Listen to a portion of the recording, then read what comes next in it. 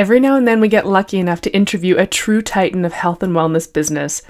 Today's guest is fitness industry legend Tony Horton. You probably remember Tony as the creator of the totally crazy P90X workout, which really was at the forefront of extreme fitness programming. How many of us have pulled our P90X DVDs out of storage in the last few months of home workouts? Well, he's also the author of top-selling books Bring It, Crush It, and his latest motivational book, The Big Picture, 11 Laws That Will Change Your Life. He's a world-class speaker and presenter and has appeared on countless television programs as a fitness and lifestyle expert to promote healthy living through exercise and proper nutrition. Tony believes that real and lasting change can happen when we commit to health as a lifestyle. Exercise, whole foods, and the right mindset is the formula that leads to a vibrant, productive, and full life for anyone who focuses on being the best they can be. He's a testament to this, as his energy throughout this interview is off the charts and totally infectious. There's almost nothing more inspiring than talking to a person who's cruised into their 60s with the level of health and vitality that Tony walks around with. It will make you want to take a good hard look at what you're doing to make sure you're still epic in your 60s. We'd love to have you screenshot your podcast player and tag us on Instagram at Health Coach Radio. By the way, the show notes for this episode and all previous episodes of Health Coach Radio can always be found at primalhealthcoach.com/radio. In the meantime, let's get on with the show and welcome absolute fitness industry legend, Tony Horton. Hi, I'm Erin Power. And I'm Laura Rupsis. We're certified health coaches, and this is Health Coach Radio. This podcast is about the art, science, and business of health coaching. We share our insider tips to help you become a better coach and entrepreneur. And we interview expert guests to discover how they've made it in this growing field. It's time for health coaches to make an impact. It's time for Health Coach Radio. Tony Horton, thank you so much for joining us. What an honor to have you on Health Coach Radio. How are you? I am very well. Thank you both, ladies. I'm looking forward to it. Us too. I've been looking forward to this one for a while.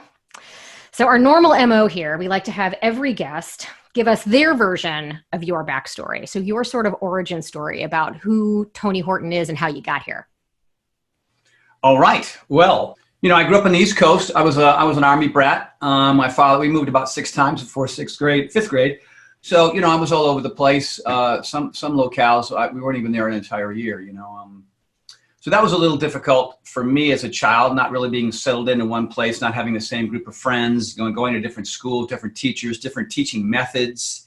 And I was a scrawny little kid. I had a speech impediment called cluttering, I later discovered, which made me a target, obviously. So, not athletic, speech impediment. I had ADD, probably ADHD, LMNOP, NYPD Blue. I had all the acronyms.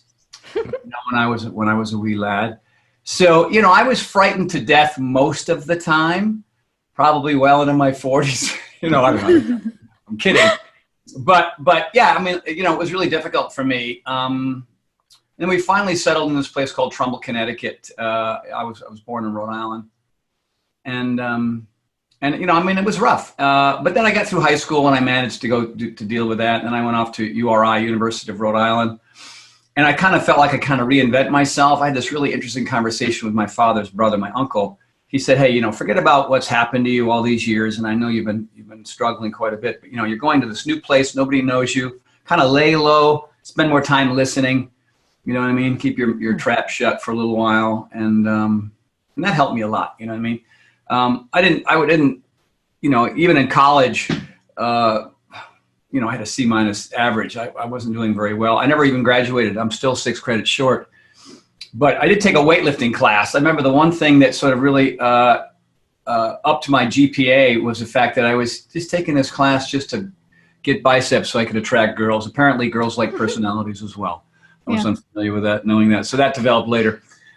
But yeah, it did give me confidence. Obviously, if you know anything about exercise and fitness, just the fact that you're moving and you're exercising and you're taking in this oxygen that you normally wouldn't if you're just sitting around, and hanging out with your friends, that I just felt sharper and smarter and my attention span improved and all these things were happening and I didn't really know why. I didn't know the science behind it, but it was happening.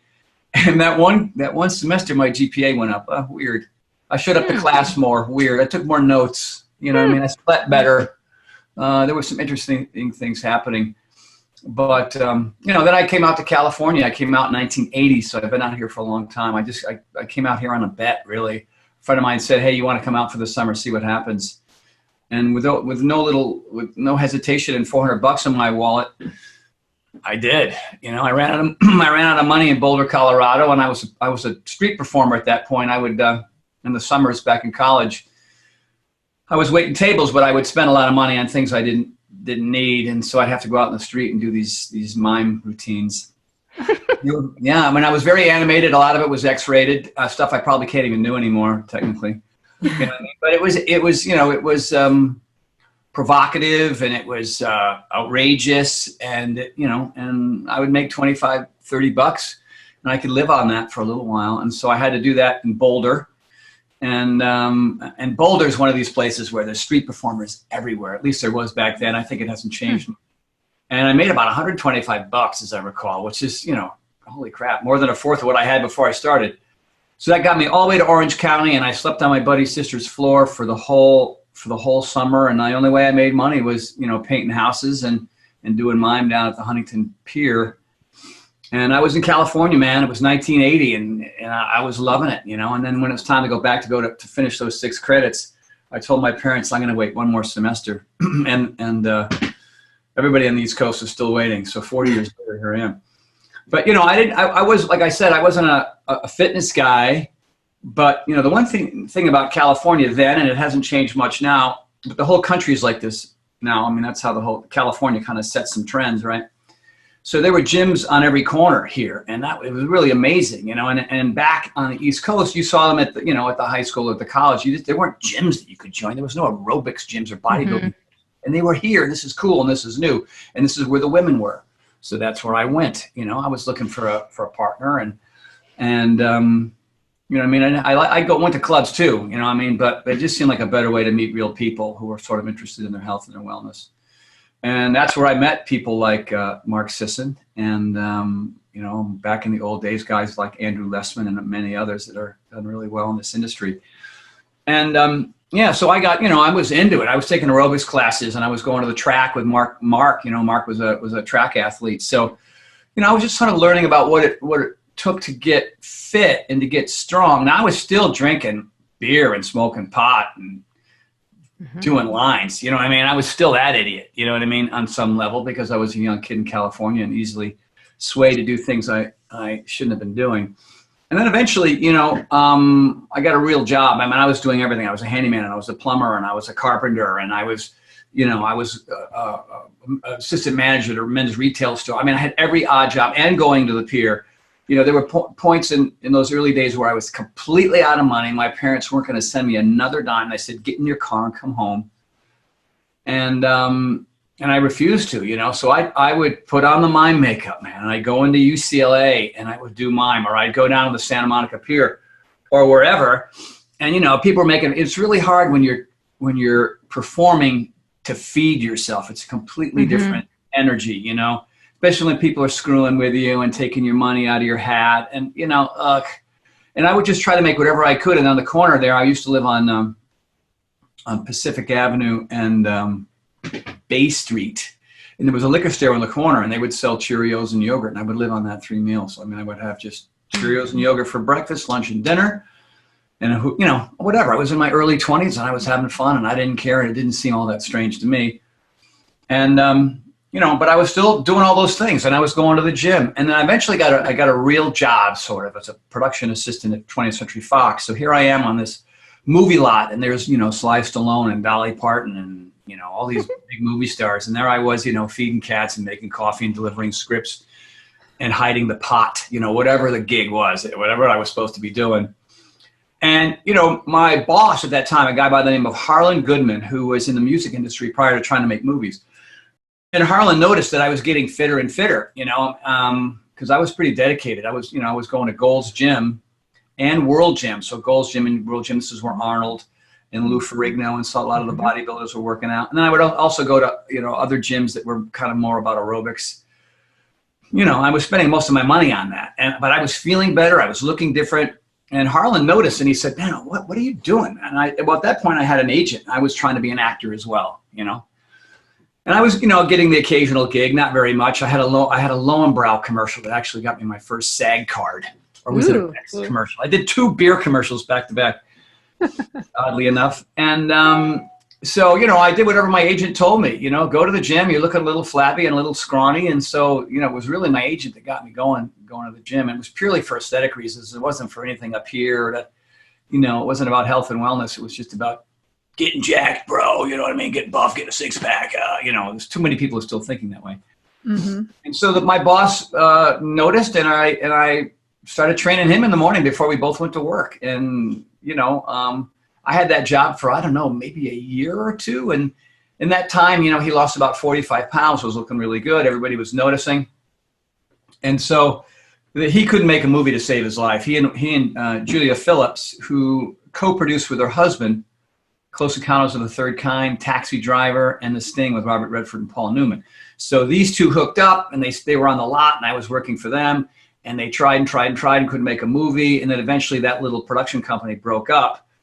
And at that point, when it finally broke up, I was training Harlan. I was training some secretaries on the lot, another person that worked for that production company. And I had a couple. One was a doctor, one was a lawyer, and I would drive to their house and train them. And I thought, maybe I can make this thing grow.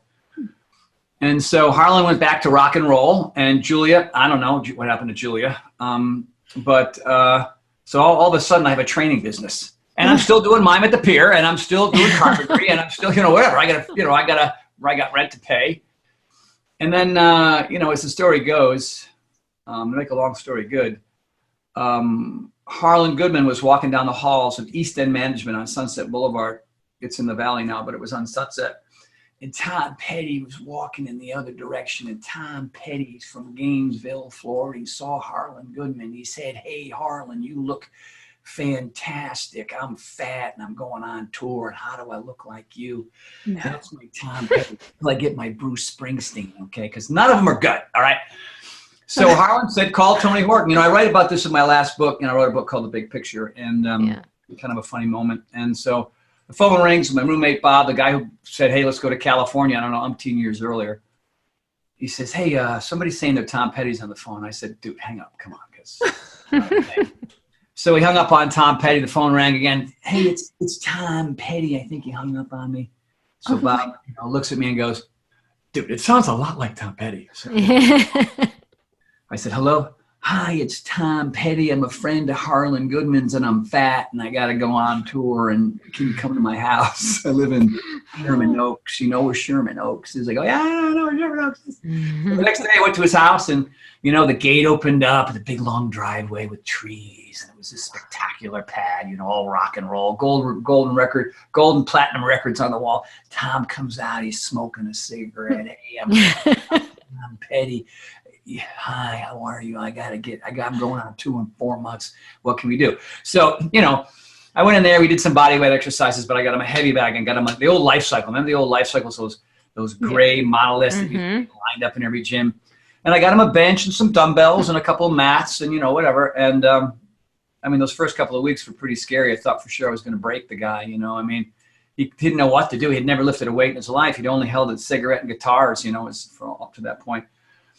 And I thought I was going to kill him, honestly. I put a couple of 10-pound weights in his hand on the bench press, and his arms went, bow. You're like, oh, shit, right, dang it. Now, Tom, you want to push straight up, And on the Life Cycle, I put it on level 3, and he couldn't do it. And then I put it on 1, and he couldn't do it. So I just turned it off. And he was like, oh, that's better, So I thought, oh, my God, I got 4 months. But in 4 months, he was benching 45s, 12 reps, kicking the crap out of that heavy bag on level 6 or 7 of that Life Cycle for 25 minutes. A massive transformation. And he went off on tour, and he was wearing sleeveless leather vests without shirts on. Everybody's like, what the hell? What is he, Bruce Springsteen now? And so, then the phone ran off the hook. The next call was Billy Idol. Right, mate, what in bloody hell did you do that friggin' time? He said they were F-bombs, but I won't do that here. Like, oh, great, can you come to my house, And then the boss called, and hey, you know, I'm in California. This is my Bruce Springsteen, you know. Good. And I had Sean Connery and Shirley MacLaine and Jason Sheff who was a bass player for Chicago, and Annie Lennox from the Eurythmics, and Bryce Dallas Howard, you know, Ron Howard's daughter, and you know, I mean, and Stephen Stills. I couldn't do much for Stephen; he wasn't really into it, but I tried. But on my Monday, Wednesday, Friday, so here I was, this kid with a speech impediment, you know, with two nickels rubbing together, and now I'm getting up and I'm training Billy Idol, Tom Petty, Annie Lennox, Stephen Stills, and Bruce Springsteen in that order, like Mondays and Wednesdays and Fridays, on top of, you know, whoever else. I mean, I was getting up. My first client was a producer over at Fox, not anybody that I knew in the old days, but you know, that was a 5 o'clock a.m. client. Mm-hmm. So, you know, I would start her in the dark and I would finish her in the dark, and then I would go train her sister, who was also in the movie industry. And then I would drive out to the valley. So I had an old red Mustang convertible, and I would drive that thing all over town. And I would wear out the transmission, wear out the brakes, and wear out the engine. You know what I mean? That thing was in the shop more than I drove it almost.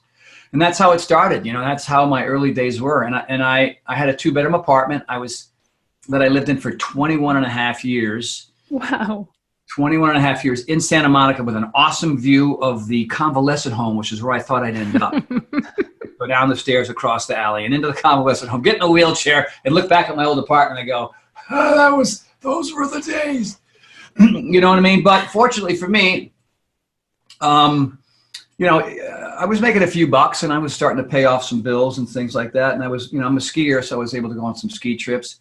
And I wasn't charging these folks in the early days more than $25 a pop. Like, I'm driving to Malibu to train. These celebrities? Yeah, this was the 80s, and I didn't know better. And then people said, hey, you're not charging enough. Mm-hmm. And so, you know, 25 went to 50, 50 went to 75, 75 went to 125. You know what I mean? And then you know, once the P90X stuff and all that started kicking in, you know, it changed dramatically from there. But so, you know, here I was an actor, and here I was a trainer, and these two things were separate. And then I got a phone call from the folks at Nordic. A friend of mine worked for that production company, and said, hey, you know, will you come out to Minneapolis and shoot these things for us? You know, so I did these instructional videos for them, and I did some commercials for them. And they liked me a lot because I could walk and chew gum. You know, I actually looked the part. I knew a little bit about exercise science and kinesiology. I could hit my mark. I could read the teleprompter. You know, they wanted to get trainers, but hi, my name is Bob, and this is the Nordic track, you know, right? And then they had actors who were just, you know, actors, and I could do both, which was pretty cool. So, you know, I was my reel, as we would call it. I was getting some stuff on my reel, and then I was training this guy, Ben Vandermont, who is the CEO of a company called Guffey Renker, and they were one of the biggest infomercial companies in the world. I mean, you know, they were huge, and I met him through a friend, and I started training him, and I said, hey, I want to bring this new kid in from Philly. His name is Carl Deichler, and he's got tons of ambition, and he's a madman like you, and you guys would hit it off, and he's going to work out with me once in a while, and I'm going to hire this guy. And so, you know, Carl came, and we got along like gangbusters. And then, you know, Carl was working for Guffey doing whatever infomercials they wanted him to do, but he wanted to do fitness. He was a fitness guy. He was the 8-minute abs guy. He was the guy that created a commercial, you know, 8-minute abs. You know, you can't do abs in 8 minutes, you know. Whatever that what was that movie that was in? I remember.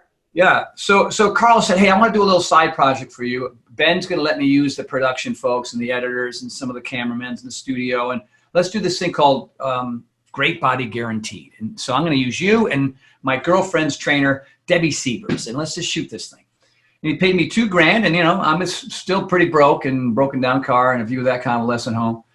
And he paid me $2,000. I was like, damn, that's all right. What the hell? I have to do some crunches and some push-ups. So sign me up. And I was a little stiff back in those days. Hi, everybody. Tony Horton here. And we're going to do some push-ups. They're going to be great. Let's go. You know what I mean? Like all the silliness and the humor and the improv crazy town, that came later, right? And it did well. You know, when it comes to infomercials, you can ask anybody. They're hard to do, you know, because everybody's trying to get in that lineup.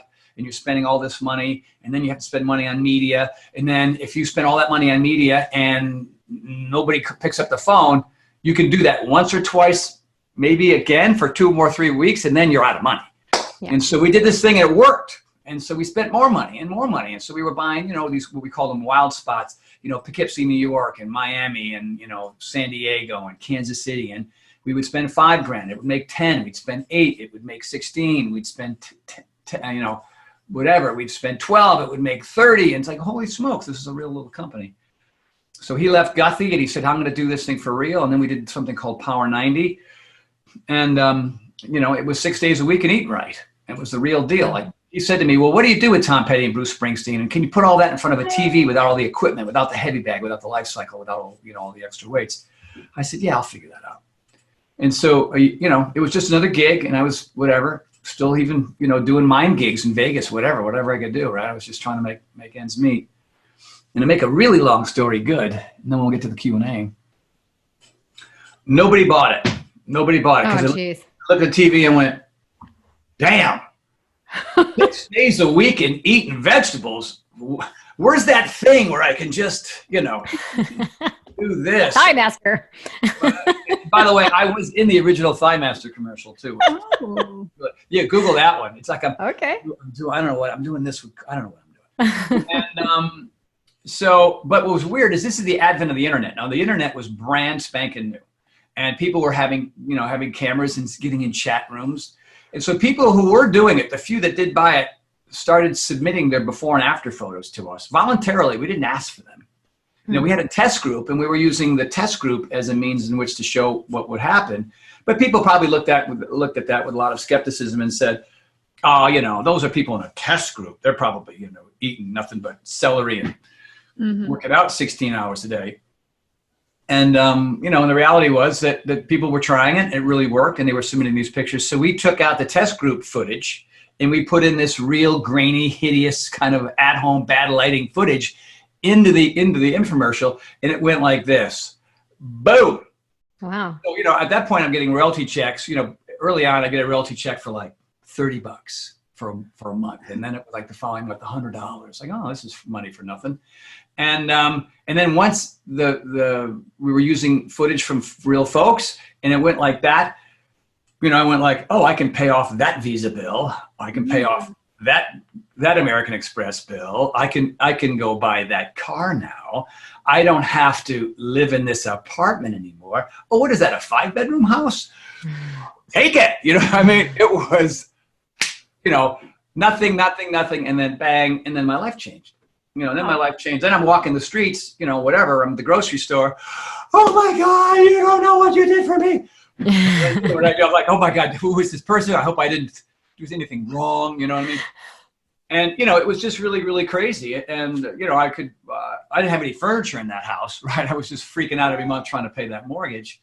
I lived in a 5-bedroom home, in Santa Monica with a great view of the Hollywood sign. It was pretty spectacular. But, it's expensive, and the car was expensive, and all that, it was expensive. And I was in my early 40s, and I was having, money for the first time in my early 40s. And I wasn't smart with it early on. I got smarter later because it's somebody, hello, Newman, you got to stop being an idiot. You don't need $500 shirts. Okay.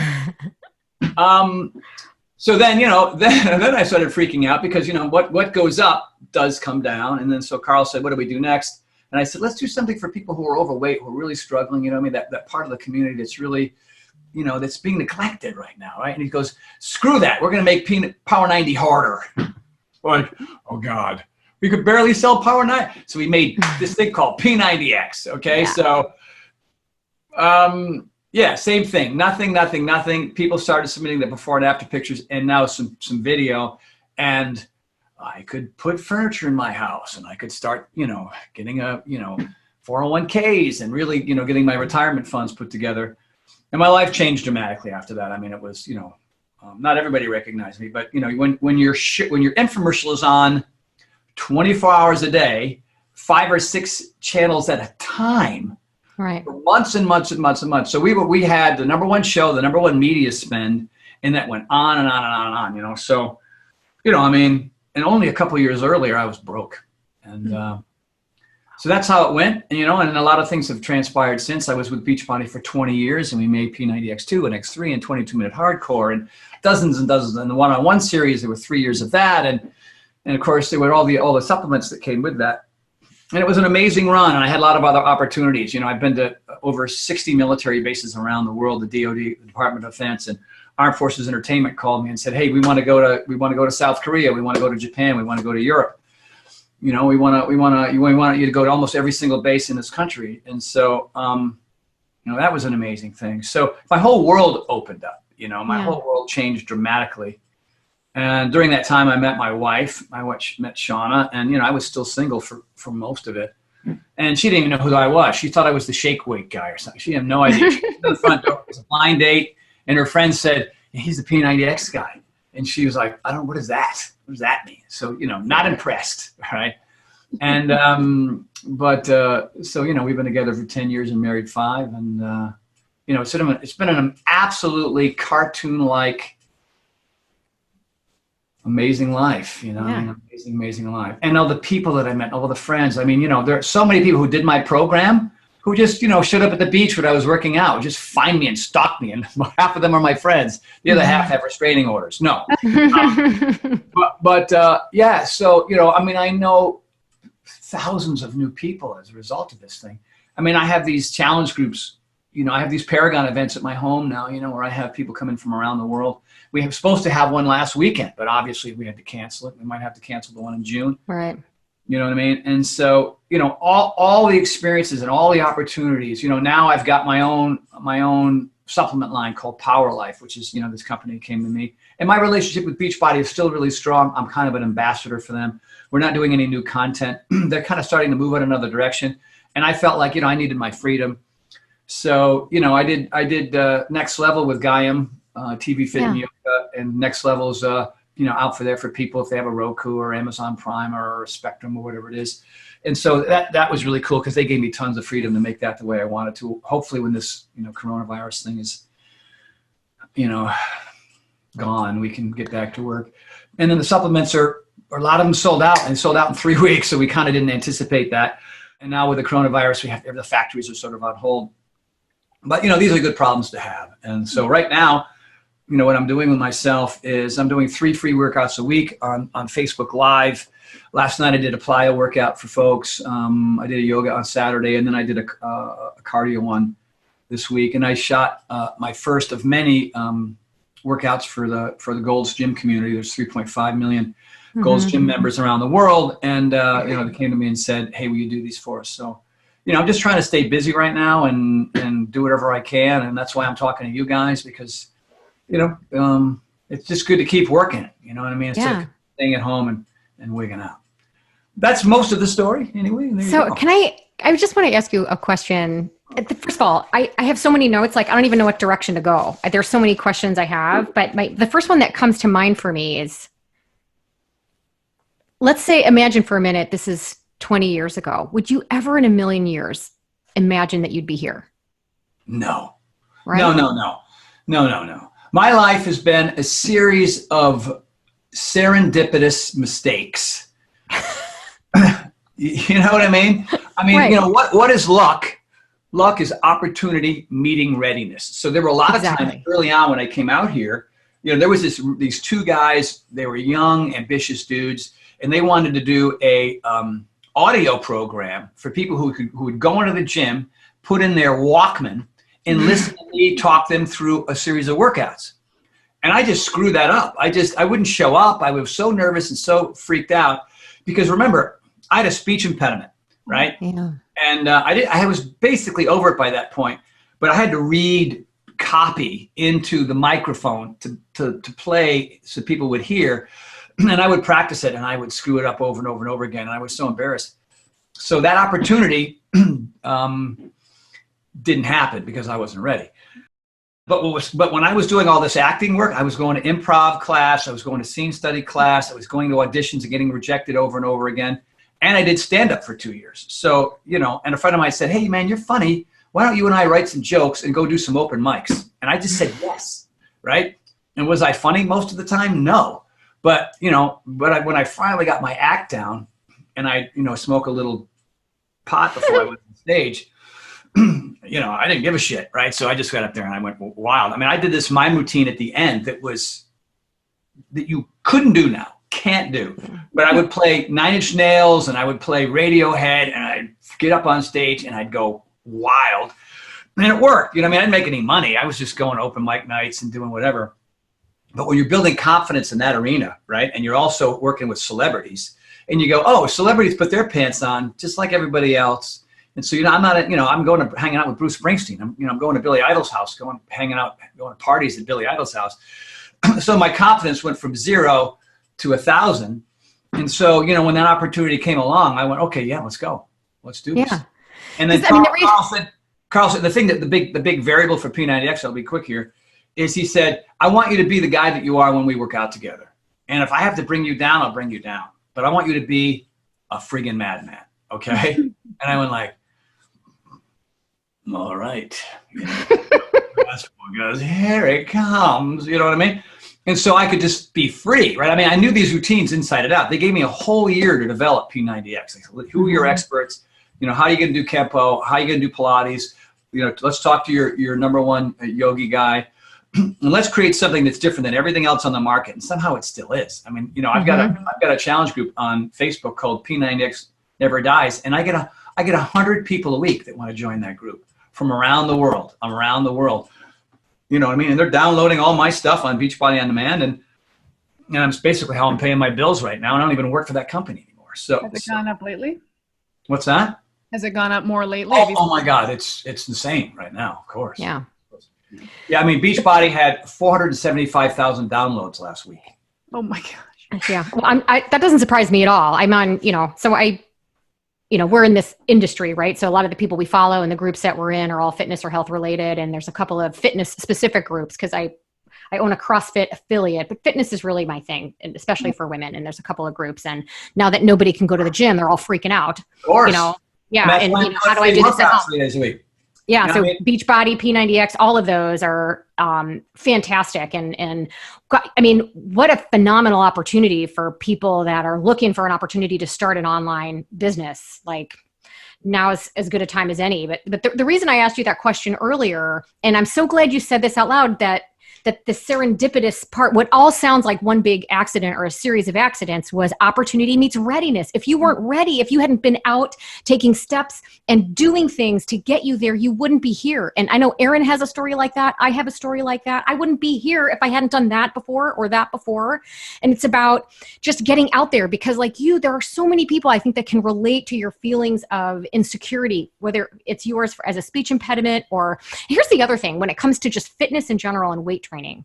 I know a lot of people that never identified as an athlete, that the minute they pick up a barbell or any kind of fitness equipment, suddenly that mindset changes. Yes. Yeah. I was that way. You know, I mean, if it wasn't for that weightlifting class back at URI, who knows? You know what I mean? It was just really interesting to see that, oh, wow, if I just do what this guy tells me to do and I'm consistent with it, things will change. You know, anybody in this industry, if I was to give any kind of advice to your audience, you know, there's 2 things you need to do. Number 1, you have to build your knowledge and you have to build your persona.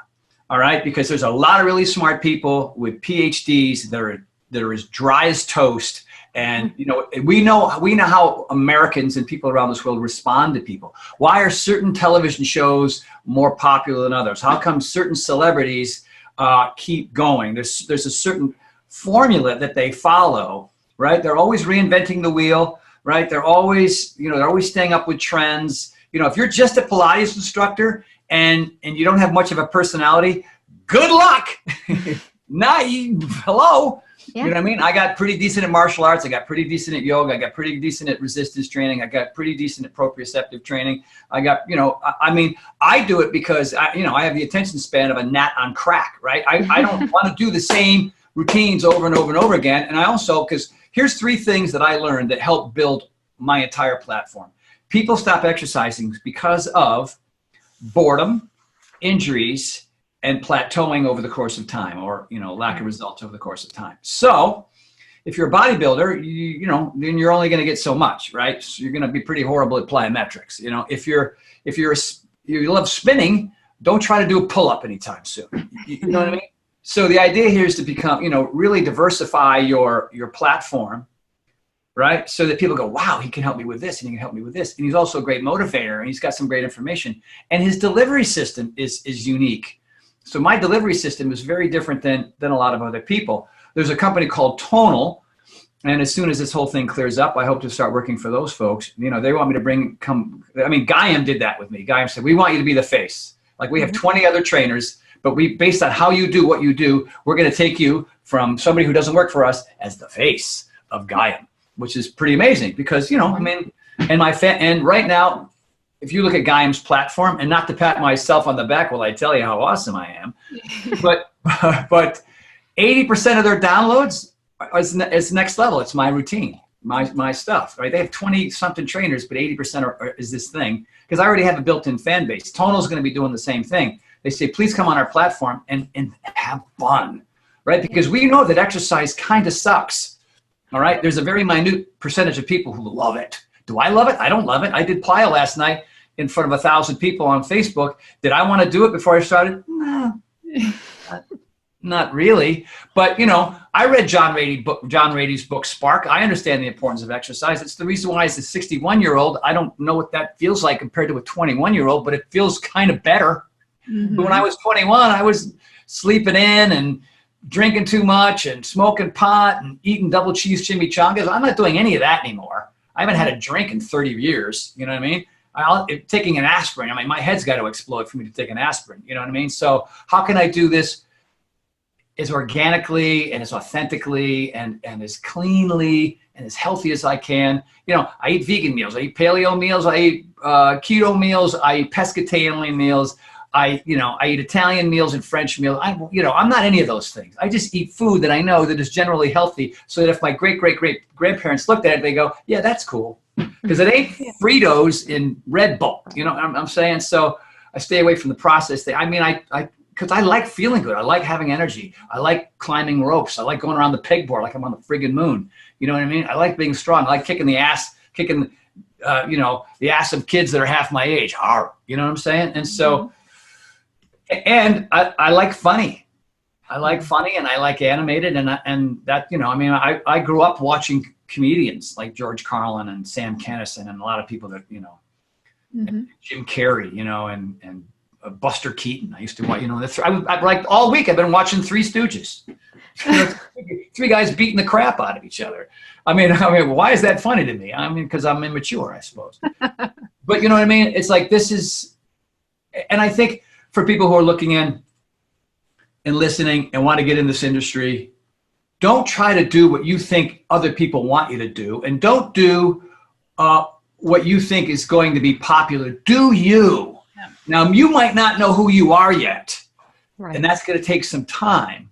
Like I didn't know who I was funny with my friends and silly with my friends and animated with my friends, but to do that on camera, you know what I mean? That's a whole different ballgame. You know, I mean, I've been in front of 26,000 people, just me on stage going out there and whoa, right? And, you know, and I'm more comfortable there than I am probably in this conversation with the two of you. Right. I'm more comfortable in front of a camera lens because it doesn't talk back. It doesn't have any opinions. And I can tell it who's boss. I can tell it, you know, here we are. Let's do this thing. Let's have some fun. Let's get to work. Let's work out. Bada boom, you know? And so, you know, you have to be extraordinary. You have to have Richard Simmons, extraordinary. Right. Arnold Schwarzenegger, you know, a big animated individual, right? So, you know, and if that isn't in you, then you got to find something else that makes you unique and special and different than everybody else. Right. And that's how you get success in this industry. Yeah. Mark Sisson did it, right? Mark Sisson did it purely on tenacity and smarts, and you know, I mean, he's like a fish in water, man. I'm going around and I'm going to find the answer. And he's incredible at that. I was thinking, tenacity. I mean, that's a part of it too. I was thinking when you were telling your story that it reminds me a lot of Mark's story. Although to your credit, you're even a more nimble fish. Like some of the zigs and zags you took seemed to come out of nowhere. Like, I'm just going to be a mime. Okay. Completely random. When you have a speech impediment and you want to perform, you know, it's got to be. Yes.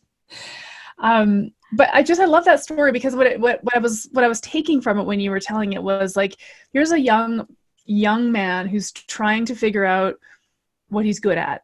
And it turns out you're good at a lot of different things, completely all over the map things that happen to come together in this perfect way to create P90X and all the things that have launched you into success and just this great life you're living.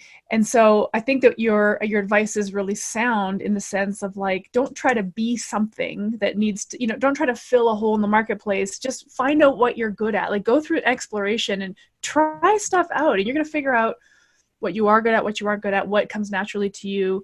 And then it's also just easier to kind of go in that direction. If you're trying to become something to fill a need or fill a hole, that's a lot of work, because you got to try to become that, and that might not come naturally to you. Right.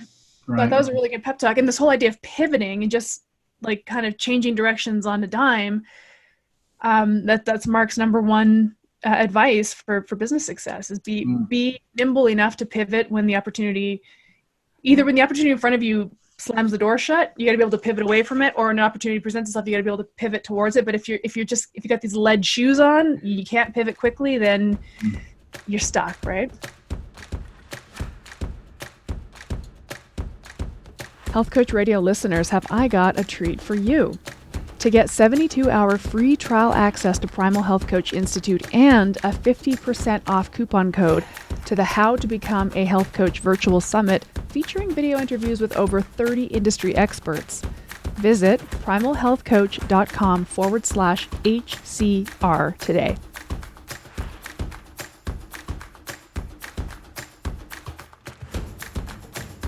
Early on, and this even happened before I came to California, I had never experienced personal development. We used to call it self-help. We don't call it that anymore. We call it personal development. We also don't call it aerobics anymore, because I used to teach aerobics. Oh, yes. Yeah, we call it cardio. Group fitness. What do we call it? Yeah. Group fitness. Group fitness. There you go. Yeah, aerobics. Well, I come from the 80s. But, I've read, I don't know if you can see behind me there, most of those books, if they're not personal development books, they're sort of mountaineering books or adventure books or, finding the edge of the envelope kind of fiction and nonfiction. And so, I read Looking Out for Number One.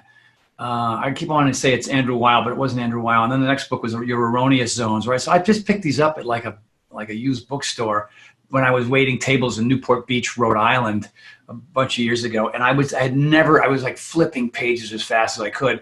You know what I mean? It just gave me so much confidence. That simple first book said, yeah, this person that you are that's not where you want to be and you're incredibly unhappy, how about you abandon some of the things that you're doing? And I would read things like, oh my God, I'm doing that, it's not working. Okay, I'm not gonna do that anymore. I'm gonna start doing these things, and my brain never went, oh, that's gonna be strange or hard or weird. It's like, hell yeah, just whatever it takes, whatever phone calls I gotta make, whatever, there's no emails back then, but whatever conversations I have to have, whatever doors I have to knock on, I'm gonna do it.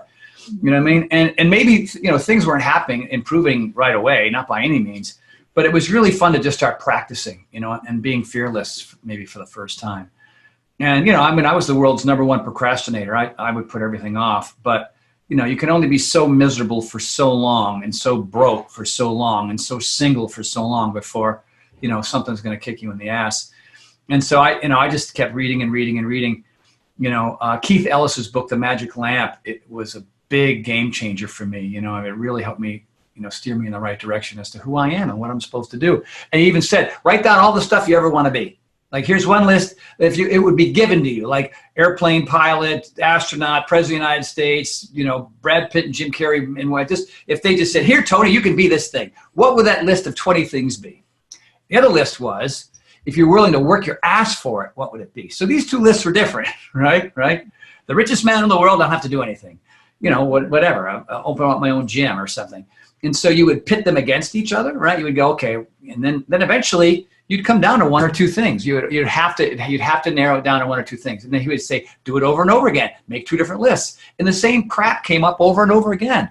Like it was, movie star and gym owner was kind of the two that, yeah, so I don't want to deal with the bricks and mortars thing, but I'm not a movie star and I'm not a gym owner.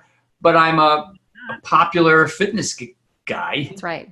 And then, okay, I better go take acting classes and I better go do improv and I better, learn a little bit more about what I need to be a better trainer so that my clients get the results they're looking for. You know, there was a lot at stake early on because when, you know, Tom Petty calls, his management company was on the phone with me every other day. You know, what's going on? How's Tom doing? He seems to be happy, you know, whatever. So I had them in my ear, you know, the whole time. But, you know, Tom and I just got along. You know, Bruce and I just got along. Billy and I just got along. Sean Connery and I just got along.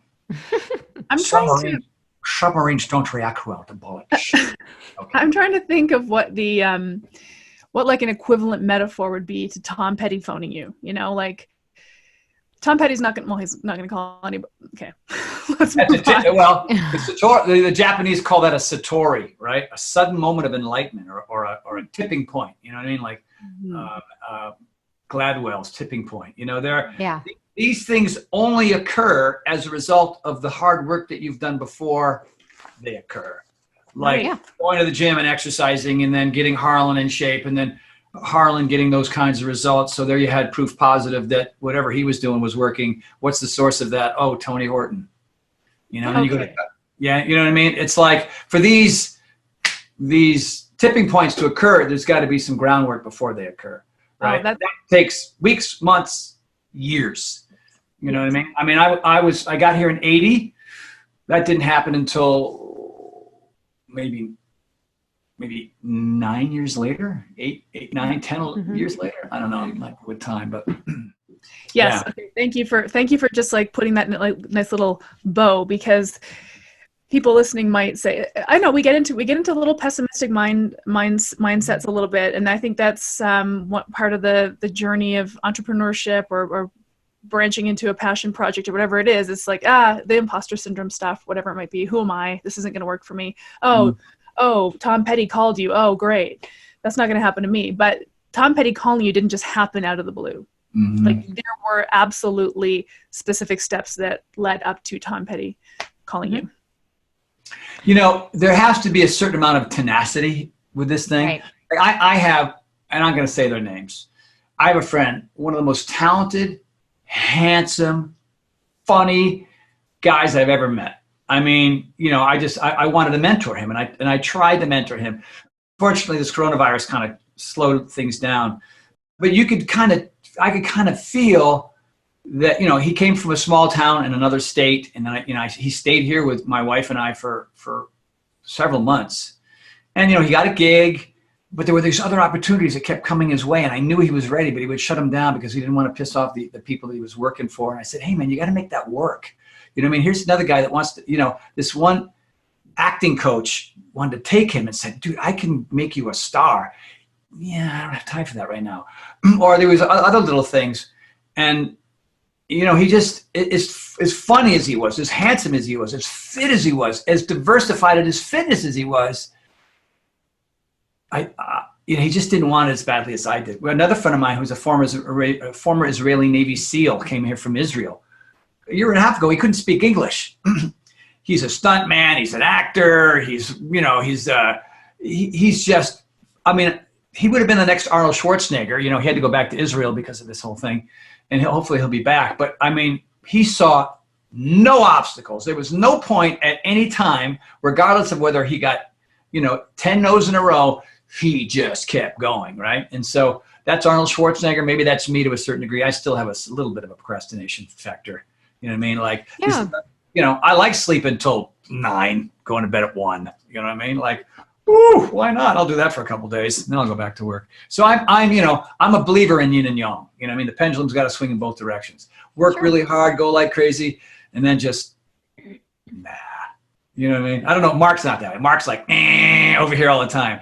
I'm, F it. You know what I mean? He has his moments, right, Aaron? Like, he just needs to kind of shut it down and step away sometimes too. But, you know, there are so many things I hear and first of all, one of the things that I really took away too is that you have to be willing to say yes to a lot of different things, to try different things in order to be able to move forward. I hear that over and over again in your story. The other thing that I really took away that I think can be powerful for a lot of people is it really only takes one. It takes one great opportunity, one person, in this case, Harlan, right, who changes the game for you. And then things tend to snowball and referrals. And here's the other thing. We talk about this a lot on Health Coach Radio and in our course. You've got to be good at what you do. because you've got to get results for people. Someone can refer you a client, but if you're not following through, and getting results doesn't necessarily mean you have to know everything. It just means you got to be willing to work your ass off for that person and be there and give them a great experience, right? Mm-hmm. So, I hear from folks all the time that are they're nervous. They're like, I don't know where my clients are going to come from. Who's going to pay me? How do I even build this? How do I keep a pipeline of clients? I'm like, you've got to start with one. You got to get out there, right? And start with one and get results for people and be willing to say yes. Yeah, I think a lot of people are starting out, their head is already 2 years down the road. You know what I mean? Yeah. Here's how I perceive it to be, and I don't know how the hell I'm going to get there. Don't worry about getting there. Totally. Exactly right. Just, say, become super knowledgeable, go hang out with other people, go to rock climbing gyms, go to spinning classes, go to various gyms, whatever it is. And then, go impress people with who you are and how you communicate and what you're doing. And then they go, wow, that's what I did. You know what I mean? Mm-hmm. I walked into the office and Harlan looked at me. I was like, dang it, dude, you look different than you did 3 months ago. I'm finally noticing, you know what I mean? Like people got to, I see a lot of these trainers that are kind of out of shape, you know what I mean? That are still eating freaking donuts and soda pop. And, they got tons of knowledge, but they look like, what is that? You know what I mean?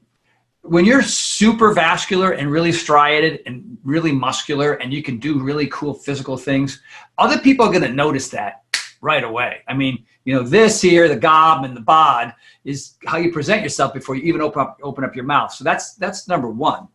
You know what I mean? And then you increase your knowledge, and then you start offering free classes.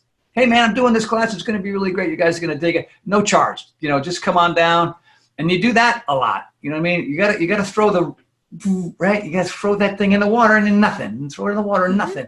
But you got to keep throwing it in, right? And sometimes you're working for free. Like these Facebook Live things I'm doing right now, I got to put it together. I got to set up a time. I have to put out these announcements. But, I don't expect anything, but I'm just trying to keep people moving and grooving because I know where everybody's headspace is right now. People are freaking out. So, do it because it's the right thing to do. Do it because, karma is real. Right? Mm-hmm. Do it from the goodness of your heart. It's because when you're building your own business and you're working on personal development, guess what? Ultimately, it's not about you. Right. It's what you can do for other people. Mm-hmm. And if you're sincere and you're honest and you're authentic in that process, then of course you're going to be like a magnet, right? Maybe not right away, but that's it. It's all about your intentions, man. It's about your intentions and your authenticity. And if you can start there and that's your mindset when you begin, my old acting coach said, you need 2 gigs. 1 gig is not enough. So all you actors in here, all 35 of you that are in this class, the odds of any of you making it is 0. It's not 0.000. It's 0, okay? Because this industry is a monster. But I'm going to show you every tool I can give you to be the actor that you want to be. I don't know what your version of making it is, movie star, being in local theater, whatever it is. But this industry is a bear, right? So go find another gig that you love as much. All right. And for me, it was fitness, right? So here I was trying to be an actor. And then this fitness thing worked out for me. But before that, it was painting houses and being a hand, whatever else, just to feed myself. So, I'll tell a lot of people, what's your second career? All right. You got to split yourself in half here a little bit because you have responsibilities. Maybe you have a family, and maybe, obviously everybody has bills to pay and a shelter and a roof over their head. And so, for me, look what I ended up with. I ended up with a hybrid, right? I didn't end up with one or the other. I ended up with a hybrid because I was working on 2 things at once. And that's maybe a way to look at it. I think, but people have different aptitudes for that as well. And I was thinking back to the story you were telling about your 2 friends, the handsome man and the Israeli Navy SEAL, and wondering if both handsome, by the way, like ridiculous. Both handsome, of course. Like I stand next to him and I feel like an Ewok. I hate it. But like the handsome devil has aptitudes. He just hadn't quite targeted them yet. He has some aptitudes. Like we all have aptitudes, and we all have, because we call them zones of genius in the personal development, aka self-help world. And it might take a while to uncover what your zones of genius are. But I actually also think, on the flip side of that, is that we've always had them. We just suppress them. So like, I always think, like I say this to my clients too that I work with, like, because clients really get down on themselves. People get down on themselves whoever you are, entrepreneurs, clients, whoever you are, we get down on ourselves. I'm not good enough. I don't have this talent. I don't have this skill. And it's like, what were you really good at when you were a kid? What were you super good at? Well, I used to have a really good imagination. Okay, let's go with that. Like, what did that look like for you when you were a kid? And why do you think you don't have that imagination now? And let's tap that, because that's a natural aptitude that you have. Like, I just think part of the human condition is, for a lot of us, not you, obviously, Tony, but for a lot of us, is to just kind of like, just sort of melt under the weight of responsibility and not living our dreams. But we all have these aptitudes that can be uncovered. That's my thoughts on this. Well, to tie into that, I read Steve Wolf's book, Romancing the Shadow, years and years ago. It's so funny. Quick story. So I used to live at 1438 15th Street in Santa Monica, right there between Santa Monica and Broadway, if you know anything about LA. And the food co-op, which was right around the corner from me, which organic foods and stuff. And I mean, it closed at 10 p.m. So I'd usually walk out my front door at 9:50, walk over there and get some stuff. And they'd always put flyers in the bags, right? And so, talk about serendipity, right? So I'm taking out the groceries and I see this flyer and I throw it in the trash. And then I'm in a kind of a bad place. And I went, I don't know what tiny little voice said, reach your hand back in the trash and pull out the flyer. And so I pulled the flyer and it says, join Steve Wolf at his, free seminar for getting your shit together or whatever, personal development. And it happened to be at a little synagogue, 2 blocks away, like a week later. So, I show up over there and, and I walk into this room and there's like 20 people and there's one seat left in a circle and he's in the circle. And I sit down and there's a stunning girl next to me. We've been dating for 6 months. And, and when I read that book, Romancing the Shadow, it was just one more tool to show me, am I being my authentic self? Am I really, because there's the person you put out into the world, right? Hey, Tony Horton here, everything's great, making lots of money, really fit, happy. And then this person, when you close the door, I'm so nervous, you know what I mean? And so, it was just one more amazing tool because I just said yes. You were talking about that before. I just, who knows why I reached back into that bag and pulled that out. And there was this very, very powerful step that changed my life as a result of doing that, so I don't know. Absolutely. And there are things I think that people are good at that they don't really realize are a talent and that they can leverage to really grow and be authentic and turn it into something amazing, So Erin, you're absolutely right. And thanks for bringing that up, because there are lots of things because kids, for the most part, every single one of my kids, all 4 of them, when they knew exactly what they were good at and wanted to show the world what they were good at. And it wasn't until they got a little bit older and had to learn humility for some reason that they kind of hide that light. And I see it again. I have kind of 2 sets of kids, my older kids, and then I've got 5-year-old twins, and I'm seeing it again with them. And boy, do I want to cultivate that.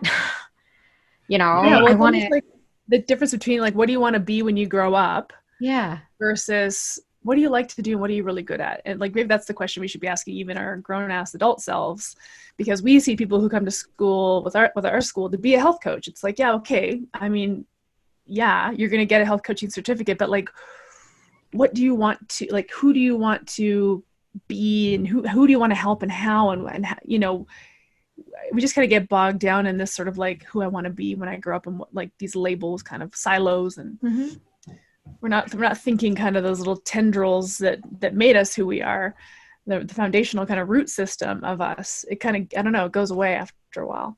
So we try to teach. I think it's hard for people to think outside of the box sometimes, because when you look at the world that we're in right now, I mean, I can look around the room and there are things that didn't exist 10 years ago and 15 and 20 years ago. And the same thing with what we're doing, or how we're trying to help people. I mean, look at the Stretch Lab. You guys are familiar with Stretch Lab. A friend of mine, this kid Tim, that was in one of my original test groups. He's like, well, why don't we open up a place where you don't have to stretch? We'll stretch you out. You know what I mean? Oh. It's like, it's different than a massage. It'll give you a little bit of massage as well.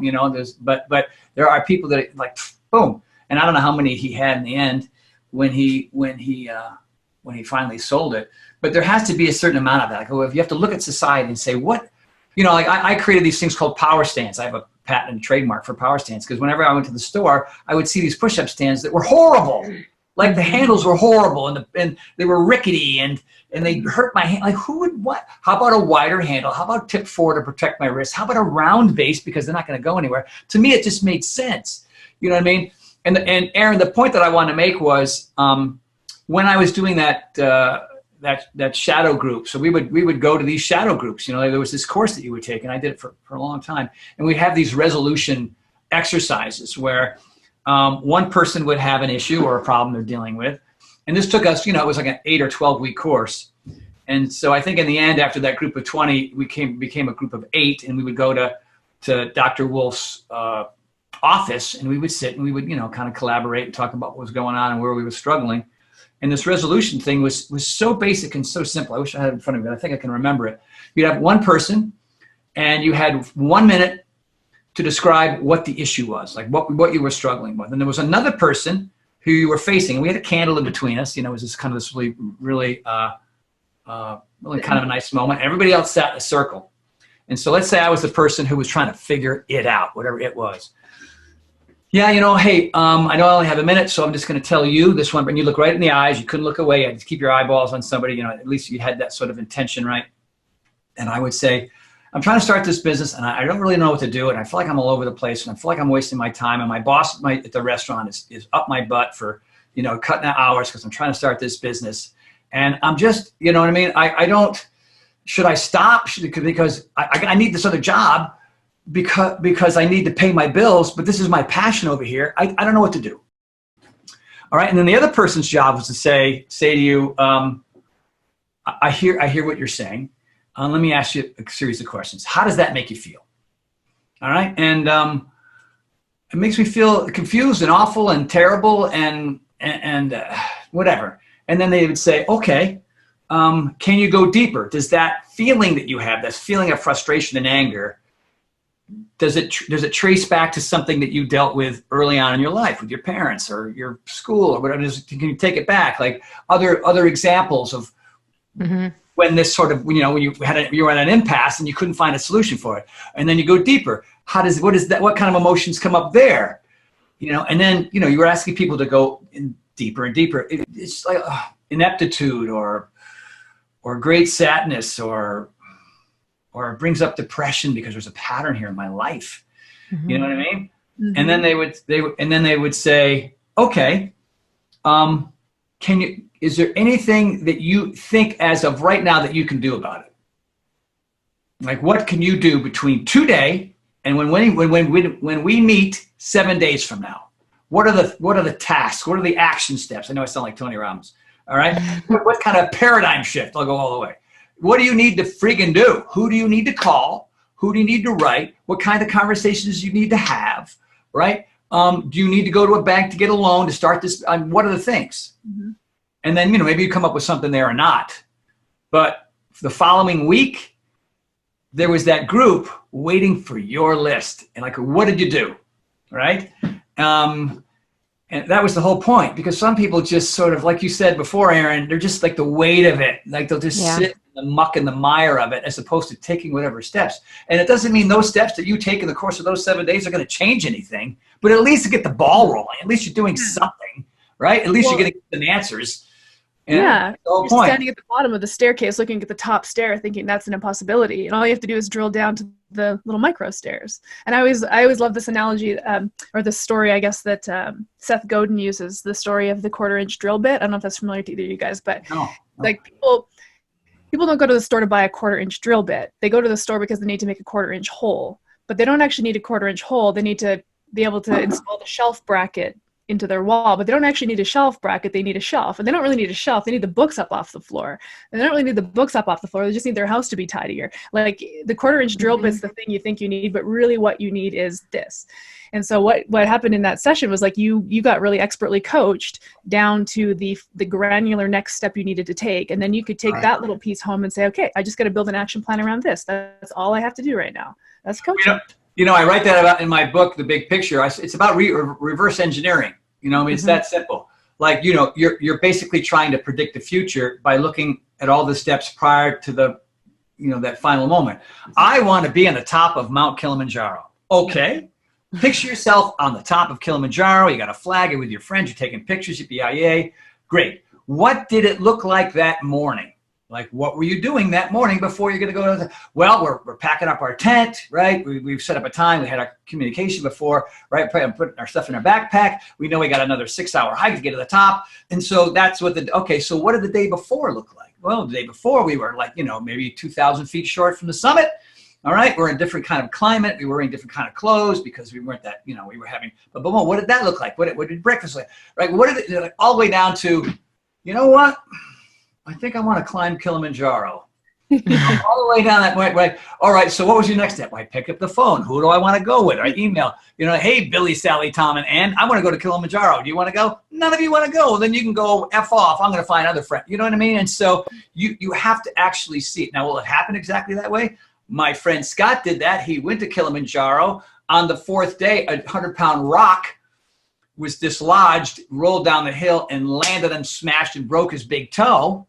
Everybody said, dude, you got to go down. We got a Sherpa. We'll take you down. He goes, no, we're going to cut open my shoe. I got a knife. I'm going to cut open my shoe. We're going to wrap it up with whatever to keep it warm. And he stumbled his way to the top, right? So, his reverse engineered version didn't happen exactly the way it did, but there he was, a couple of days from the top, and he did it. And so that's everything. I mean, I don't know, man. And that's how I still live my life. You know what I mean? For example, this whole supplement line, this Power Life supplement line that I have right now, there was tons of that. Like, okay, what's the bottle look like? What are the colors? What's the font? Am I on the cover or not? You know what I mean? Are we going to have HMBs and vitamin D and BCAAs and like, maybe the BCAAs are, maybe the HMBs too expensive. No, maybe we can make it a smaller pack, right? And a lot of that, no man is an island, no woman's an island. A lot of times people who are trying to start these businesses, they're the only employee. Mm-hmm. Right? Just because you're the only employee doesn't mean you shouldn't talk to 50 people. Get their experience. Read a couple autobiographies. Holy smokes! I mean, it's really about reaching out to other people. There's certain aspects of my life that I don't deal with anymore. That's why I have an assistant, right? That's why I have social media people. I don't do the social media thing. I'm in that place now where I can have other people do the stuff that I used to have to do myself. And at this stage of your career, if you're starting out, even though you're the only person who's trying to create this business to help other people, you have got to ask questions. Like Ben Vandermont, the guy that introduced me to Carl, I still talk to him all the time. I still communicate, even though I don't work for Beachbody, I still communicate with their lead attorney and Carl. And I have a manager now, and I'm always going to Peter and asking him those questions. My wife is a tremendous resource. I'll come up with some convoluted, goofy idea, and she'll say, "Do you really want to waste your time with that?" And I'll go, yeah, God, I just saved like 5 days.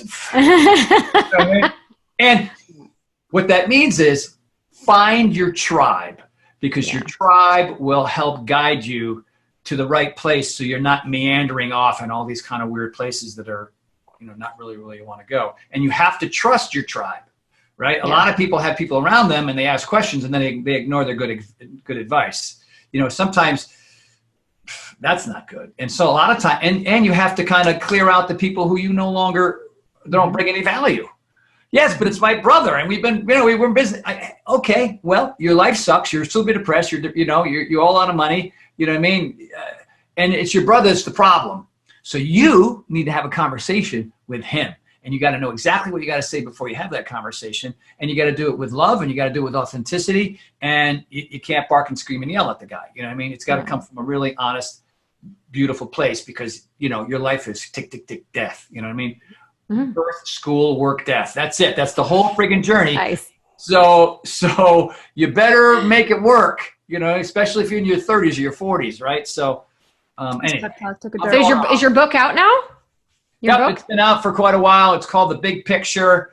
You can go on Amazon and get it there. They have sell it in paperback. I think it's $9 right now. Awesome. Big Picture, yeah. Can't wait to get it. This was amazing. This was just like pep talk from start to finish. Got a little weird at the end there with the whole birth, work, death thing, but those are lyrics from an 80s alternative song. I think the Godfathers, they had like 2 or 3 hits. No. And that's a lyric from their song. So, I'm just a version of many stolen things. I am literally 3% Billy Idol and 5% Tom Petty. I'm 1% Bruce Springsteen. You know what I mean? I'm just a combination of all the people I've ever met. Well, you did, but sort of by way of wrapping up, like you mentioned that that knowledge, like build knowledge. So build knowledge is one of your sort of, you repeated it a few times on this interview, like build knowledge. And that doesn't necessarily mean going back to school and getting more degrees or more certificates. It just means getting out into the world and just like uncovering, learn things, like lift up rocks and look underneath them, whatever. And so I think that, your combination of many stolen things is just, that's knowledge, right? All the knowledge you've accrued from this like kind of wild ride of your life. And we all have the opportunity to do that. Having experiences, physically taking yourself and going someplace else.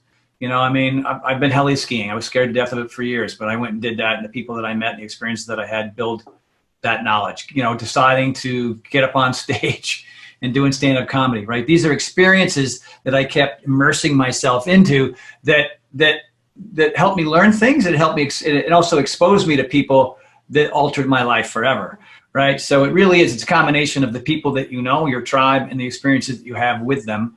And you got to keep doing that. Like, once you have a little bit of success, like when the window for Beachbody closed, you don't think I didn't scramble like hell? I mean, I have a supplement company. I have a fitness project with Gaiam. I've got another one in the works with Tonal. I'm doing another fitness program, which is kind of top secret, but I can't talk about that yet. So it's in the work. I'm writing my next book. I can't tell you the working title because it's so good someone's going to steal it. But it's really about diet, nutrition, my experience with food growing up, and my experience with food now, and how we eat and everything else, supplementation. And then, a lot of just public speaking gigs. There's a lot of those that I still do. I do often, the military stuff. I hope to get back to that again as well. So, if you're super myopic about one thing, my career took off because I was doing the fitness thing and the acting thing. But, you have to have your hands in a lot of stuff. But if you have your hands in too much stuff, then certain things don't get done. So, it's a juggling act, and you just have to figure out, some people have a greater bandwidth than others. I finally kind of found mine. These projects I can kind of do, and I can manage the supplements, different workout programs, and the book, and all these things. I can manage that. At one point, when P90X was at its peak, I was saying yes to everything and nothing got done. Yeah. So you got to avoid that too. Can I give you a backhanded compliment? All right. I get so excited when I speak to people who are in their 60s, and you are technically in your 60s, in the early stages of your 60s, but like you, Mark, hanging around people just the vibrancy that comes through and the energy that comes through, it fills me with so much optimism. Like I'm in this game for longevity. That's my whole like raison d'etre.